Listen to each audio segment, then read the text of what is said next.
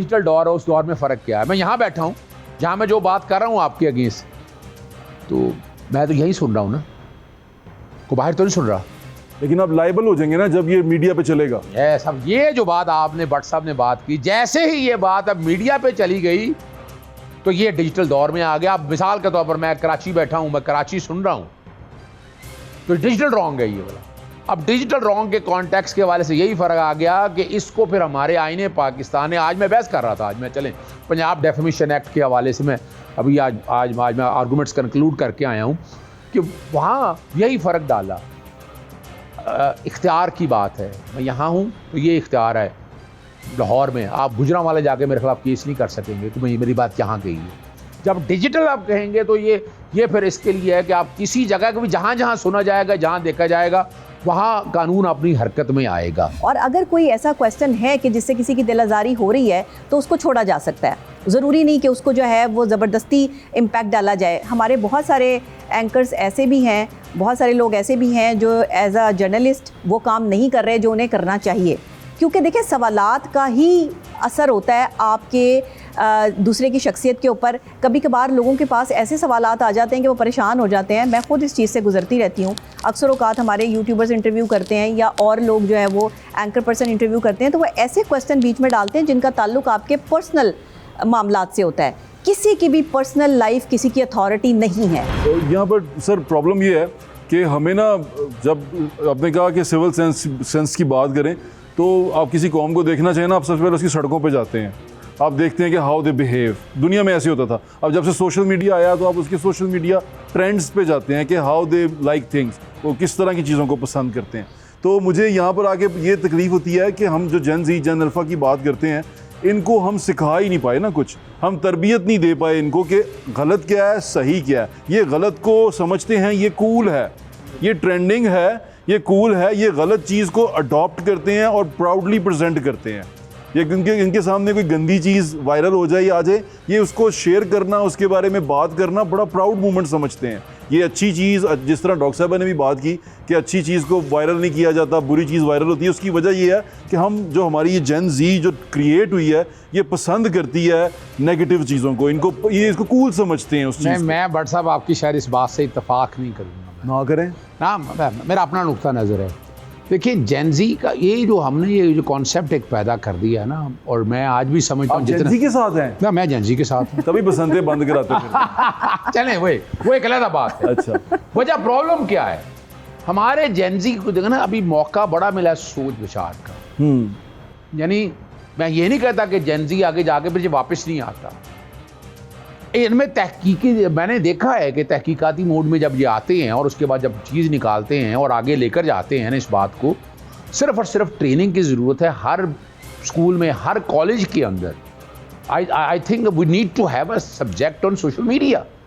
Why not, it should be अपना part and parcel of. आप अगर आप उसमें करेंगे तो कोई मुश्किल काम नहीं है।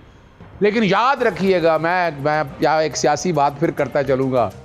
आज सियासी बातें को जवाब देने अच्छा, एक पाकिस्तान तहरीक इंसाफ या की कामयाबी पूरी अगर आज देखें ना, अगर आप पिछले दौर में चले जाएं, सारे दौरों में जितने दौर उठाकर देख लें, सियासी तौर पर वो जिंदा क्यों रह गया कि सिर्फ इस सोशल मीडिया और इस जेनजी की वजह से रह गया। भाई ये लोगों को अंदाजा है, नेगेटिव चीजों को पसंद करते थे। नेगेटिव की बात नहीं हो रही, आगे चलते हैं। मैं नेगेटिव की बात। देखिए मैं आपको एक बात बताऊं, जब तक हमारे यहाँ इल्म नहीं ना होगा तब तक हमने जो है वो कोई भी फील्ड हो, हमारी गवर्नमेंट लेवल पे हो, कुछ भी हो, हमारे पास मशीनरी इसीलिए नहीं है कि हम उन्हें भर्ती करना चाहते नहीं है। दूसरे ये कि हमारे पास तो आप साइबर क्राइम है, सब कुछ है, सब कुछ है, हम उन्हें लाना नहीं ना चाहते। हमारे पास ऑप्शंस नहीं है, हमारे पास फेवरेटिज्म में है, हमारे पास कानून है, यहाँ पर ज्यादा कानून का इस्तेमाल ज्यादा गलत है। यानी कि एक तो हम गलती करते हैं, फिर कानून का इस्तेमाल भी गलत करते हैं। मैं जिस तरह पहले मैंने बात की, हर नेगेटिव चीज को, हर बुरी चीज को पसंद करते हैं, उसको अच्छा समझते हैं, पावर को अब्यूज करना पसंद करते हैं, किसी को अब्यूज करना पसंद करते हैं। हमें अब्यूज करने की आदत है। ज़ोएब भाई, मैं यही कहती हूँ कि मेंटल हेल्थ पे तो काम हुआ ही नहीं पाकिस्तान में। आपने इस पर तो काम किया ही नहीं। बेसिकली तो मेंटल हेल्थ पे काम होना था। बच्चे सांभी जाती हैं। चलो जी, है जी, इस तरह होता है। मतलब मम्मी को अगर वो होता ना कि अम्मी को बच्चा तंग कर रहा है तो अम्मी ने फोन फड़ा देना ना। हुन पहले मामा साहब कोई कहनी सी जा बाहर जाके खेड ला, कुछ कर ला, कदी चपेट भी लाती यार। ਮਾਵਾਂ ਇਹੋ ਜਿਹੀਆਂ ਸੀ ਨਾ, ਹੁਣ ਸਾਡੀਆਂ ਜਿਹੜੀਆਂ ਮਾਵਾਂ ਨੇ ਉਹ ਕਹਿੰਦੀਆਂ ਬੱਚਾ ਰੋਂਦਾ ਹੋਏ ਨਾ ਤੇ ਉਹਨੂੰ मोबाइल फड़ा दिया। नहीं तो ये लो बेटे तुम ये देखो, टीवी लाता। हम जब छोटे थे ना तो कहा जाता था कि भाई गैर मुतल्लका आदमी यानी कि स्ट्रेंजर से बात नहीं करनी, ठीक है।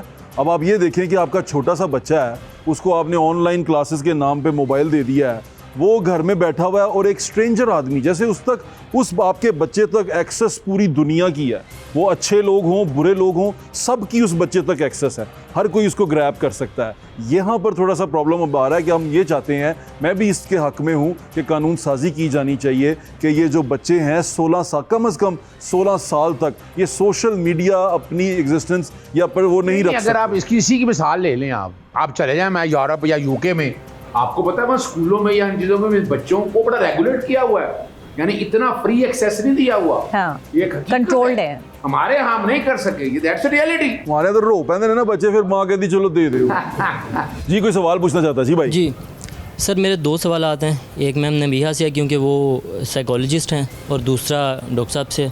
पहले मैडम नबीहा से। मैडम नबीहा से ये सवाल कि सबसे पहले जो हम देखते हैं जो सोशल मीडिया आज के दौर में हमारे जो कंज्यूमर बिहेवियर्स हैं उनको किस तरह से डेवलप कर रहे हैं कि मिसाल के तौर पे आज के नौजवान के मसाइल जो है ना वो इससे कहीं ज़्यादा हैं कि आईफोन बेहतर है या कोई, अब वो जो शेप कर रहा है सोशल मीडिया और जो रियल लाइफ और रियल लाइफ में जो डिफरेंस वहाँ पे जाके आ रहा है, उसके बाद वो दिखाया कुछ और जाता है और होता कुछ और है। उसके बाद जो कमोडिटी फेटिशिज्म है कि लोगों के असल मसाइल हैं नहीं, अगर कोई प्रोडक्ट है तो उसका इस्तेमाल जो है ना उसको लिंक ऐसी चीज़ों के साथ किया जाता है कि आपकी वो चीज़ें आपकी क्लास डिफ़ाइन करने लग जाती हैं। तो इसके साइकोलॉजिकल इम्पेक्ट्स क्या हैं?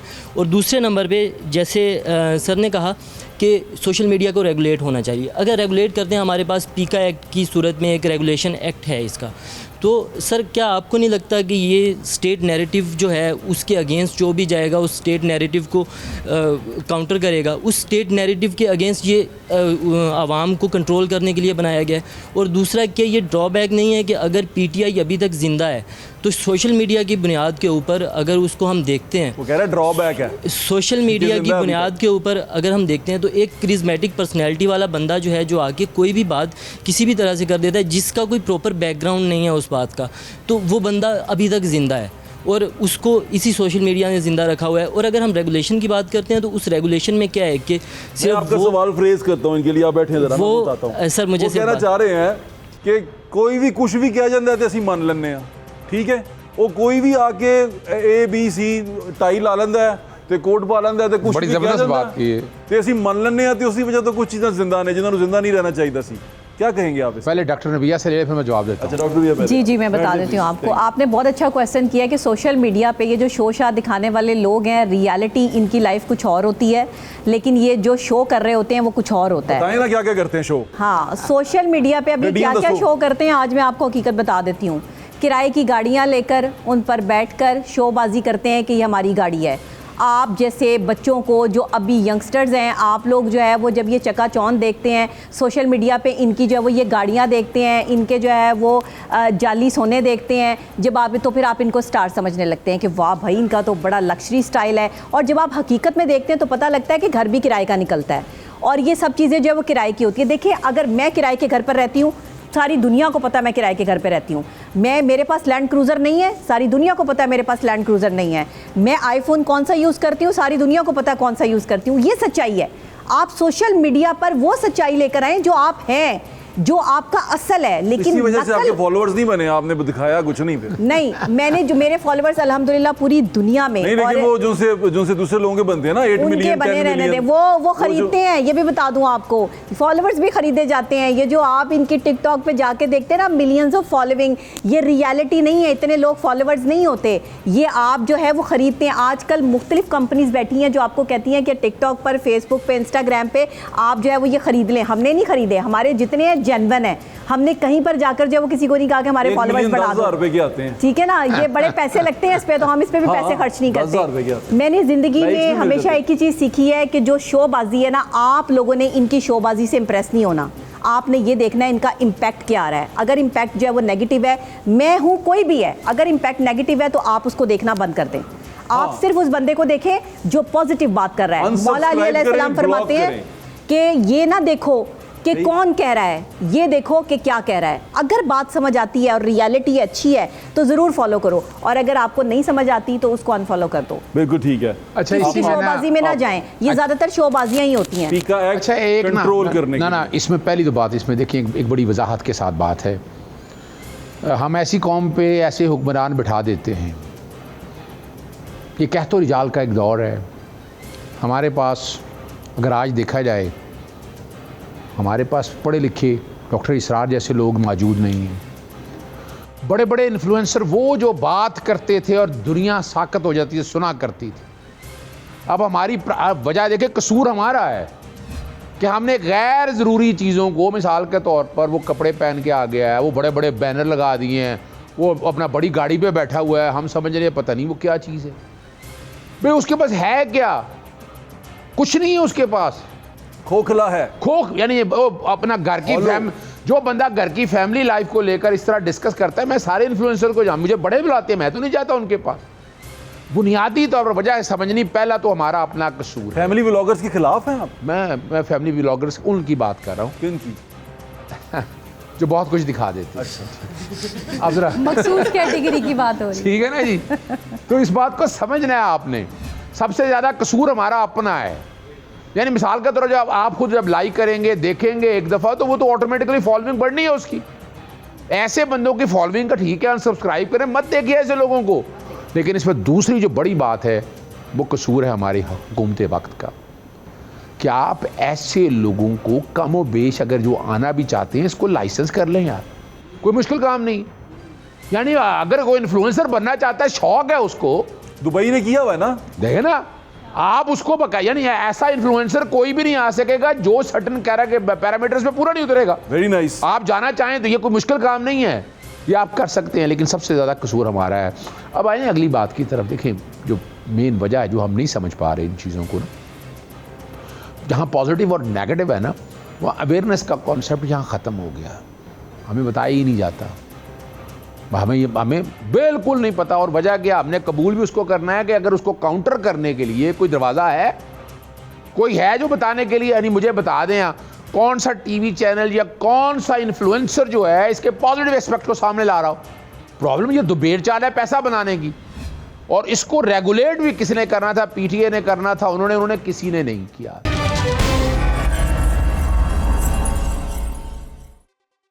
अस्सलाम वालेकुम। अच्छा, मेरा क्वेश्चन दो चीज़ों पर बेस कर रहा है। ज़ुहैब भाई ने कहा है कि हमारा सोशल मीडिया जो है वो अब जो हम जेनजी यूज़ कर रहे हैं उसके नेगेटिव इम्पैक्ट्स हम ज़्यादा लाइक करते हैं। तो मेरा पहला क्वेश्चन ये है कि उसमें हमारा कसूर है, हमारे पेरेंट्स का कसूर है, किस चीज़ की वजह से हम उस नेगेटिविटी की तरफ जा रहे हैं? तो क्या था, मैं अपना लहू किसके हाथ में तलाश करूं? बड़ा पहला क्वेश्चन मेरा ये था। सेकंड चीज़ ये थी कि अगर हम इस टाइम पीरियड पे आ गए हैं, हम स्टूडेंट्स हैं, आगे हमारे भी कुछ ड्रीम्स हैं, हमारे पेरेंट्स के कुछ ड्रीम्स हैं, तो सोशल मीडिया के थ्रू हम उस चीज़ को पॉजिटिव चेंज कैसे दे सकते हैं? क्या साइकोलॉजिकल अवेयरनेस हमें चाहिए? हमें किस तरह की अवेयरनेस चाहिए कि हम उस चीज़ को पॉजिटिव एक यूज़ लेकर अपने ड्रीम्स की तरफ जा सकते हैं? पहले बात इसका जिम्मेदार कौन है जो इनके अंदर ये चीज़ आ गई? एक बड़ी बहुत ज़बरदस्त सवाल Very किया nice इन्होंने, यार। बहुत ज़बरदस्त Very सवाल nice। किया। हमें वो किसके हाथ पे अपना लहू लहू करूं। तलाश करूं। देखिए, बड़ी ज़बरदस्त बात आपने की। वजह ये है, मैं जब वकील बनना है ना, मैंने पहले कॉलेज गया, यूनिवर्सिटी गया, फिर मुझे लाइसेंस मिलना है। उस लाइसेंस के ज़रिए मैंने प्रैक्टिस करनी है। अगर मैं कोई वायलेशन करूंगा तो मेरा लाइसेंस ख़त्म हो जाएगा। ठीक है। मैं जो बात कह रहा हूँ ना, आपने बड़ी ज़बरदस्त बात की है कि इन्फ्लुएंसर्स के कॉन्टेक्ट से आज बहुत खिलाफ हो जाएंगे मेरी आज इस बात के बाद। याद रख लीजिएगा, तमाम इन्फ्लुएंसर्स के बाकायदा रजिस्टर्ड हों, लाइसेंस मिले, इनके पैरामीटर्स तय हों, ऐसे नहीं खुले रेट कर दें? मतलब किसी दौर में मैं रेगुलेट जरूर करना चाहूंगा। नहीं, रेट कर दें? हाँ बिल्कुल। उन्होंने पहले बड़ी रिट की हुई है। नहीं, मैं करा ये भी रेट करा रहे हो। अच्छा, इसका तरीका का जो बात देखिए, कसूर हम सबका है, पेरेंट्स का भी कसूर है।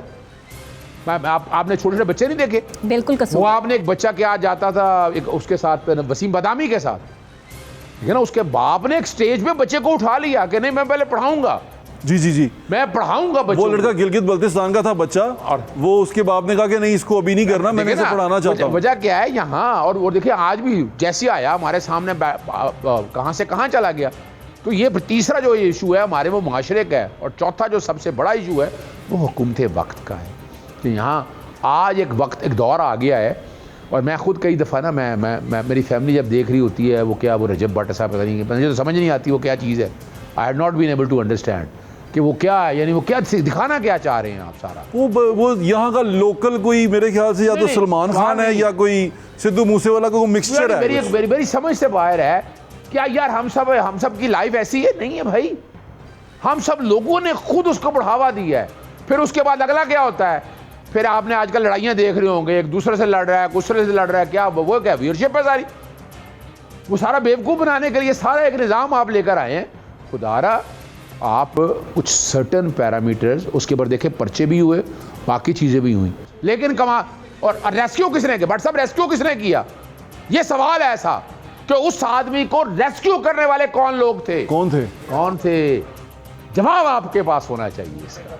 बस बात खत्म हो गई। कौन थे? उसकी आवाज नहीं आई भाई। हुकूमत वक्त थे, कुछ पीछे वाले भी थे यार, साहब को यार उसके पीछे थे, जो कोई भी थे। मैं यही तो बात कहना चाह रहा हूँ आपके सामने। एक तरफ बताया जा रहा है कि हुकूमत वक्त, और देखिए आपके सामने मिसाल मौजूद है। यहाँ पर आपने कहा कि ये फड्डे क्रिएट करते हैं जिंदा रहने के लिए। कोई टिकटॉकर या यूट्यूबर एक बंदे से लड़ रहा है, वो ਉਹਦੇ ਨਾਲ लड़ रहे हैं, उन्हें ਉਹਨੂੰ गाਲਾਂ ਕੱਢੀਆਂ, उन्हें ਉਹਨੂੰ गाਲਾਂ ਕੱਢੀਆਂ, क्रिएट हो रहा है, एक नेशनल सा इशू क्रिएट हो गया और पूरे सोशल मीडिया पे वही इशू क्रिएट हुआ। फिर उसी तरह डॉक्टर नबीहा की ज़ाती ज़िंदगी को भी हाईलाइट किया गया।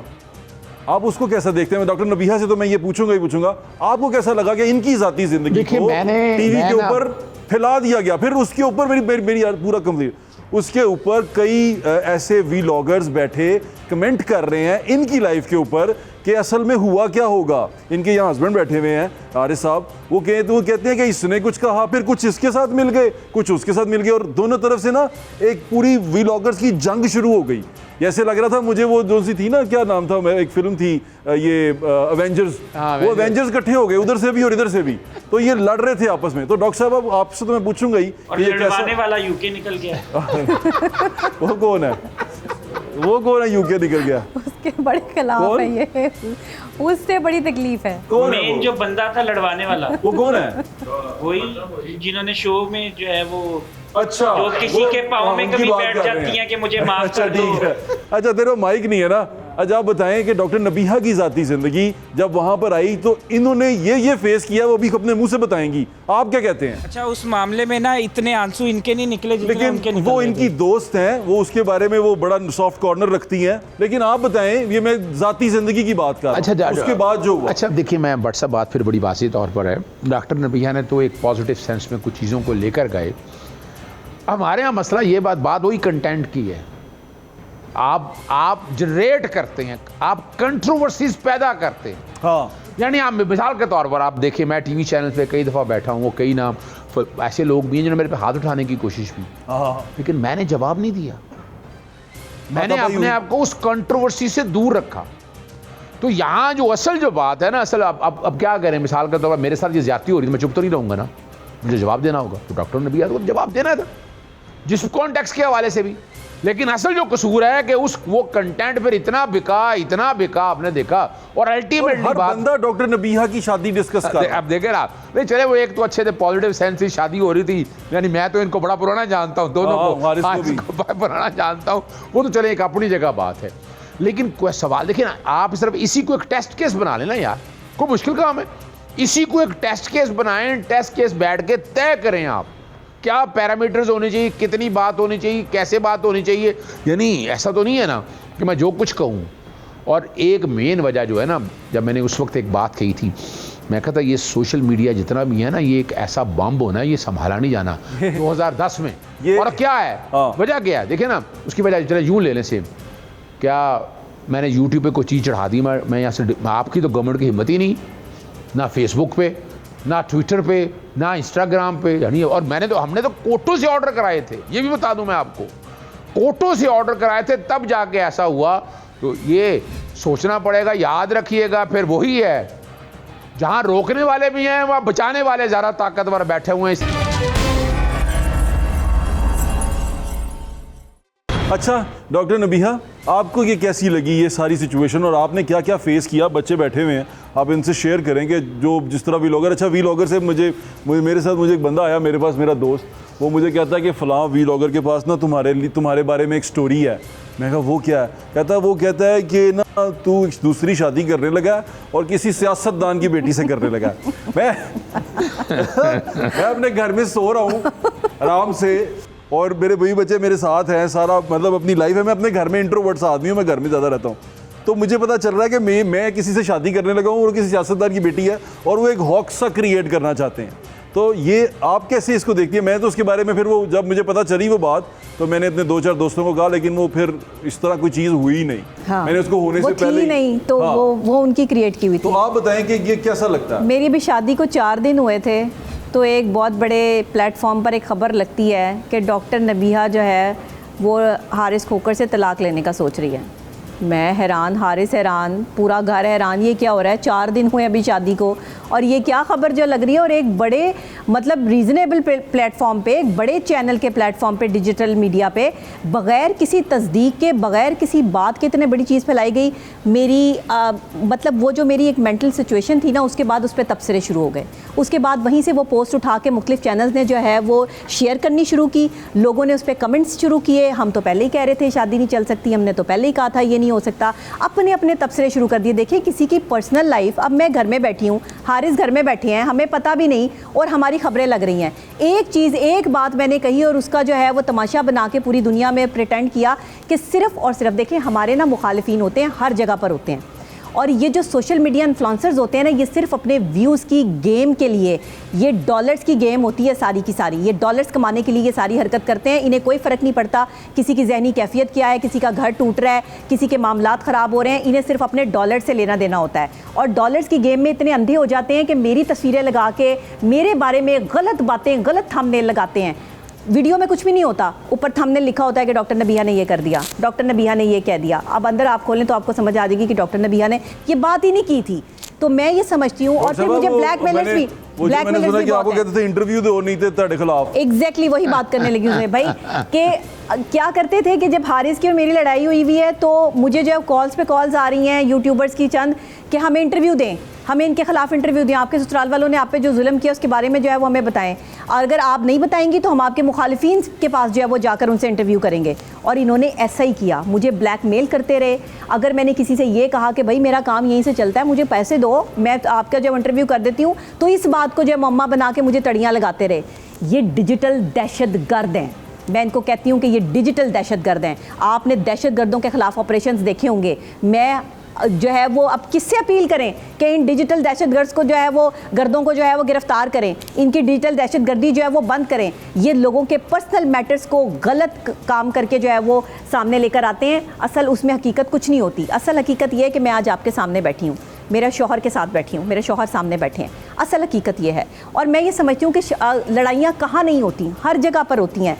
हाँ, हो सकता है मैं बहुत सारी प्रॉब्लम से गुजर रही हूँ। ये पसंद है कि आपकी पर्सनल लाइफ सोशल मीडिया पे नहीं, मुझे बिल्कुल पसंद नहीं। मुझे सोशल मीडिया ने क्या देना है, मुझे लोगों ने क्या देना है, या मेरा लोगों ने क्या कर लेना है। जो मेरी किस्मत में है, देखें मेरे साथ जो भी होता है, हम आगे चल पाते हैं, नहीं चल पाते, जो भी है। क्या हारिस भाई को या आपको ये चीज़ें पसंद हैं कि आपका पर्सनल मैटर सोशल मीडिया पे डिस्कस किया जाए? भाई हमारे सोशल मीडिया नहीं, हमें नहीं पसंद, और हम अपने सोशल मीडिया प्लेटफॉर्म से कुछ नहीं कमा रहे। हम पैसों की कोई गेम नहीं है। ये जो लोग हम पर जो है वो इल्ज़ाम लगाते हैं कि हम अपने सोशल मीडिया प्लेटफॉर्म पर आकर जो है वो बात इसलिए करते हैं कि ताकि हमें डॉलर्स मिले। मेरे सोशल मीडिया प्लेटफॉर्म जो है वो चेक करवा लिए जाएं कि मैं कितने डॉलर्स कमा रही हूं। ठीक है, सवाल आप सवाल पूछना चाहते हैं जी? अस्सलाम वालेकुम सर। सर मेरा नाम तनवीर अकरम है सर। तो सर मेरा सिंपल सा सवाल है आपसे, हज़रत साहब से और मैम से भी है एक। तो सर बेसिकली हमें कानून इजाज़त देता है कि हम सच बोलें। तो सर व्हेन वी स्पीक, हमारा ज़मीर भी इजाज़त देता है और हमें सर कानून भी कहता है कि आप सच बोलो। When we talk about any kind of truth, then why have to face when why we have to face the authorities? मैं जवाब दूं। सच हर किसी ने अपना अपना बनाया हुआ। हम इल्ज़ाम को सच समझ बैठते हैं। हम किसी के ऊपर इल्ज़ाम लगाते हैं ये कह के कि मैं सच कह रहा हूँ। इल्ज़ाम साबित करने के लिए वो शख्स बैठे हुए हैं, एक पूरी अदालत है, कानून है, वहाँ सच करें। सोशल मीडिया पे बैठ के इल्ज़ाम लगाना, फिर उसको सच का नाम देना कि मैं तो सच्चाई बोल रहा था, ये गलत है। उससे किसी की इज़्ज़त नफ्स मजरू होगी। और ये भी याद रखें, अदालत जुर्म साबित होने तक भी मुजरिम को मुलजिम कहती है, वो कहती है कि इस पे इल्ज़ाम है। तो हम कौन होते हैं ये जज करने वाले और ये कह देने वाले इस नाम पे कि ये मुजरिम है, इसने ये गुनाह किया है? कि आपको किसने अथॉरिटी दी है, चाहे आपको सच भी हो ये, कि आप उसको मुजरिम डिक्लेयर करें? सर मेरा बेसिकली क्वेश्चन ये है कि मैं किसी पर्सन को टारगेट नहीं कर रहा। तो क्वेश्चन मेरा ये था कि जैसे गवर्नमेंट के बारे में हम कोई भी ट्रुथ कहते हैं, उसकी एग्जांपल आपने देखी है अभी, जैसे नसीम शाकिर ने फेस किया है सारा कुछ, तो ट्रुथ था। तो एक मैं मिसाल दे रहा हूँ, वो ट्रुथ था मेरे हिसाब से जो उन्होंने चले, कहा। मैं इसका देखिए सवाल ये नहीं है, बात बड़ी सीधी सी है। देखिए आप हर वो चीज़ कह सकते हैं जो जुर्म नहीं है। मैं नहीं समझता नसीम शाह ने ऐसी कोई बात की, उसने सच कहा है। मैं आज भी समझता हूँ कि पूरा स्टेडियम है, पूरे स्टेडियम में खाली करने के लिए आप आए, आप बादशाह वक्त तो नहीं है ना, ये कौम का पैसा है जो ज़ाया हो रहा है। आज 11 अरब के जहाज़ में वो सफ़र कर रही हैं, वो भाई हमारे टैक्सेस का पैसा है, हम क्यों ना पूछें। अब सवाल ये बड़ी वाज़ेह है कि जब मैं ये सच, ये है सच आप जो कहना चाह रहे हैं, ये वाकई नहीं सुन करने दिया जाता। और याद रखिएगा, याद रखिएगा, याद रखिएगा, हाँ सर, सच बोले, इल्ज़ाम ना लगाएं। हाँ बात बड़ी वाज़ेह है ना। हाँ। यानी मैं जो बात कहनी है, मैं जब बात कहनी है तो याद रखिएगा मैं तहकीक के बात करता हूँ। मैंने ये 11 अरब के जहाज़ के लिए, आप सोच सकते हैं, मैंने 17 खत लिखे हैं बैन अल-अक़वामी और यहाँ भी, और मैं साबित करूंगा आने वाले दौर में वेरी नाइस कि ये क्या इतना जुल्म है। तो इसलिए सच बोलने में ये इसको सच्ची बात बता दूं। कंक्लूड करते हैं। पाकिस्तान में यानी नसीम शाह का क्या कसूर था? और देखें उसको वो सरकारी जिस उसके सच की पदाश में जो कुछ हुआ वो एक अलग बात है, मैं उसमें नहीं जाना चाहता। ठीक है, लेकिन याद रखिएगा सच आपको बोलना है। और यहाँ इस्लाम के तौर पर हजूर नबी करीम सल्लल्लाहु अलैहि वसल्लम की हदीस है कि बुराई को हाथ से रोको, फिर जुबान है, जरा गौर करें इस बात पे, फिर तीसरी है दिल से बुरा जानने वालों। तो बाखुदा मैं तो उन लोगों में से नहीं हूं जो दिल से बुरा जाने। बिल्कुल ठीक है, हम तो बात करते रहेंगे पर इल्ज़ाम ना लगाइए। सर मेरा क्वेश्चन ये है कि आजकल जो है हर दूसरा बंदा जो है एंकर बना हुआ है, उसने कैमरा उठाया हुआ है, एक माइक उठाया हुआ है और जाके लोगों का इंटरव्यू कर रहा है। तो जो बंदा विदाउट मेरे कंसेंट के मेरी वीडियो बना रहा है, मेरी पिक्स ले रहा है, तो क्या ये मेरे जो है बेसिक राइट की इन्फ्रिंजमेंट नहीं है? और दूसरा क्वेश्चन मेरा ये है कि अगर मैं किसी के ख़िलाफ़ बात कर देता हूँ, कोई अगर मुझसे ऊपर है, यानी कि किसी गवर्नमेंट के बंदे के ख़िलाफ़ बात कर देता हूँ, तो उसका जो एक्शन है फ़ौरन लिया जाएगा, मुझे यानी कि उठा लिया जाएगा। तो यही बात अगर वो गवर्नमेंट का बंदा या कोई और बंदा मेरे ख़िलाफ़ करता है, एक आम आदमी, मैं एक आम सिटीज़न हूँ पाकिस्तान का, तो मेरे ख़िलाफ़ कोई एक्शन, उसके ख़िलाफ़ कोई एक्शन नहीं लिया जाता। तो सर आप इस बारे में कोई बात करें। फेवरेट सवाल पूछा। देखिए मैं आई मस्ट अप्रिशिएट, बहुत ज़बरदस्त सवाल किया। अब इसको सियासी जवाब नहीं देना। नहीं मैं सियासी जवाब नहीं, कानूनी जवाब। पहली तो बात है, जैसे मैंने पहले कह दिया है, और ये हकीकत है, हर कोई कैमरा उठाता है, एंकर बन जाता है। लेकिन फिर भी अगर वो सवाल का अगर चाहता भी है, अगर वो बिल्कुल उस पैरामीटर्स के दौरान है, तो उसको भी हक है अपनी बात कहने का। लेकिन अगर उसने एंकर बनना है, तो अब ज़ोहेब भट्ट साहब हैं, कितना पढ़े हैं, कितनी जान मारी है, मेरे सामने मौजूद है। मैं समझता हूँ आज तक इसको भी रेगुलेट होना चाहिए, और उसके बाद अगर आप करें तो फिर ज़्यादा बेहतर है। हाँ, अगली बात जो बड़ी ज़बरदस्त आपने कही जाना चाहिए, ये याद रखिएगा, ये हमारे जो कि वजह है कि जो सोशल मीडिया जो कि रेगुलेट नहीं होता ना, सहाफ़ी अगर मेरी कंसेंट के बगैर करेगा तो इसका लाइसेंस, यानी इसके लिए मसाइल पैदा हो सकते हैं। मेरे पे एक्ट लगते हैं, मुझे मुख्तलिफ कवानीन लगते हैं, कैमरा लगता है। इवन चले मेरे से इंटरव्यू लेने आए हैं, तो मैं कह दूं कि ये मेरी बात नहीं चलानी, अगर उसके बावजूद बात चला दी है तो उसके अगेंस्ट दोनों तरह से एक्शन लिए जा सकते हैं। कंसेंट पूरी दुनिया के अंदर कॉन्सेप्ट जी, कंसेंट जरूरी है। लेकिन सोशल मीडिया क्योंकि कंट्रोल नहीं है, तो सोशल मीडिया पे जो खुद साख्ता सहाफ़ी हैं, मैं इनको खुद साख्ता सहाफ़ी कहती हूँ। ये खुद साख्ता बने हैं, ये खुद इनका जो है वो दिल में अंदर से जो है वो रात को ख्वाब आता है, 2000 रुपये का जो है वो ये कैमरा पकड़ते हैं और जो है वो 5000 का जो है वो माइक शाइक लेके और फिर जो है वो रास्ते सड़क पर जो है वो जाके किसी की भी क्रेडिबिलिटी गंदा करना शुरू कर देते हैं। इन पर ख़ास तौर पर चेक एंड बैलेंस लाजमी है। आजकल हमारे देखिए, मैं मेन स्ट्रीम मीडिया पे मुझे 15 साल हो गए, मेन स्ट्रीम मीडिया पे जब आप बैठते हैं, आपकी सीवी, आपकी डिग्रीज, आपकी चीज़ें, तमाम तर चीज़ें ली जाती हैं। चैनल्स आपको ऐसे नहीं बिठाते, आपकी क्रेडिबिलिटी, आपका चीज़ें, आपका एक्सपीरियंस शो करता है कि आप एंकर हैं। और फिर पैमरा हमारे ऊपर बैठा होता है, पैमरा के आगे हम ऐसे अल्फाज भी नहीं जो है वो इस्तेमाल कर सकते। कुछ चीज़ें होती हैं, चेक एंड बैलेंस होता है, लेकिन सोशल मीडिया पे चेक एंड बैलेंस नहीं होता। सोशल मीडिया पे आए हुए मुझे भी 2 साल हुए हैं। हाँ, ये तीसरा साल है। कमेटी भी एक बनाई है, उसके लिए हम इसको कंक्लूड करते हैं। मेरे ख्याल से जिसका काम उसी को साझे। अगर कोई बंदा ये सोचता है कि मैंने 1000 ऑपरेशन होते हुए देखे हैं तो कल सर्जरी मैं करूंगा, या कोई बंदा ये कहे कि मैंने 15,000 किताबें मैं उठा के लाया हूँ, वो पढ़ने के बाद अब आइंदा से लोगों को फार्मेसी की बातें मैं बताऊंगा क्योंकि मैंने इतनी किताबें खुद ही घर बैठ के पढ़ ली हैं, तो मैं एक फार्मासिस्ट बन गया हूँ, मैं दवाइयाँ रिकमेंड करूँगा, तो ये उसकी बेवकूफ़ी है। और कोई ये सोचे कि चैट जीपीटी से जीडीपी जो भी है ये एआई, उससे आप कंसल्ट करके वो अपना मशवरा लेके आप वो एक्सपर्ट बन के मशवरा दे सकते हैं, तो ये आपसे बड़ा अहमक कोई नहीं है जो ये सोचेगा।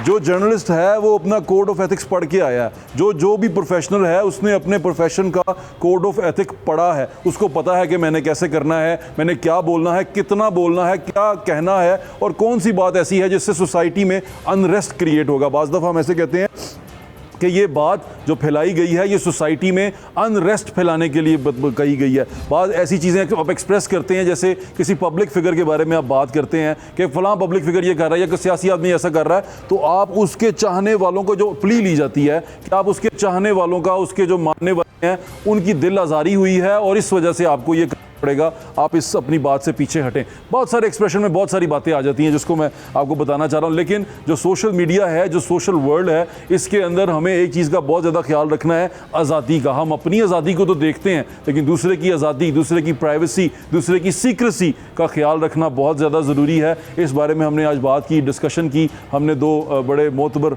लोगों को यहाँ बुलाया, हमारे बहुत शानदार स्टूडेंट्स यहाँ मौजूद थे, सवाल कम पूछ सके लेकिन फिर भी उन्होंने बड़ा अच्छा पार्टिसिपेट किया, और मैं उम्मीद करता हूँ आपको आज का शो पसंद आया होगा। अपने फीडबैक से हमें ज़रूर आगाह कीजिएगा। अल्लाह हाफ़िज़। पाकिस्तान जिंदाबाद।